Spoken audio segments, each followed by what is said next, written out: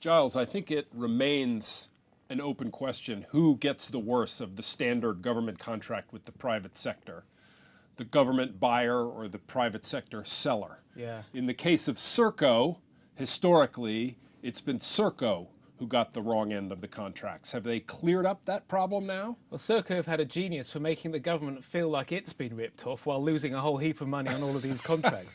The lose-lose situation. Yeah, that takes unusual talent. And so around a year and a half ago, they had to replace their CEO. They took a whacking great profit write-down, something like £1.35 billion of loss. And this is a company only now basically worth about because $1 billion. it had written contracts that did not turn out to be as profitable as it anticipated. It chased growth as hard as it could. It had no idea whether it would make money. Then when the smoke cleared, hardly any of them were making money.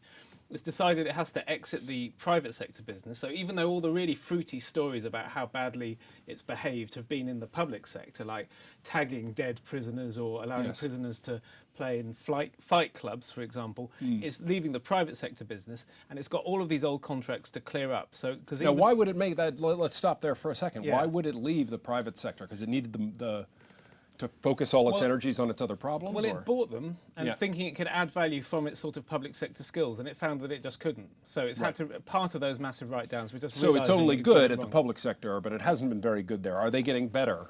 Well, this is the difficult thing to say.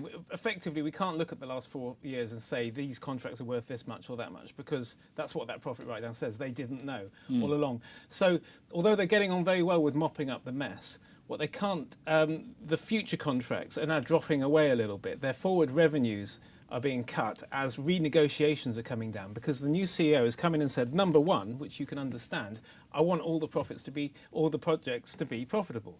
So that means they lose a couple of them. Yes. Because it turns out they couldn't do that afterwards. And so analysts are asking, what kind of growth have you got then? Right. And do we have visibility on it?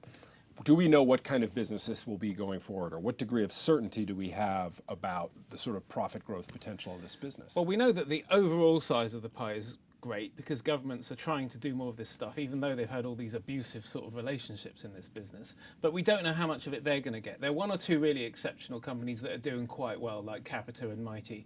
There are a couple who've been just a litany of scandals, like Serco and G4S, where they're under this new boss, Rupert Soames, who comes with a very high reputation from Agrico. They can become one of the former and not the latter. They just don't know yet.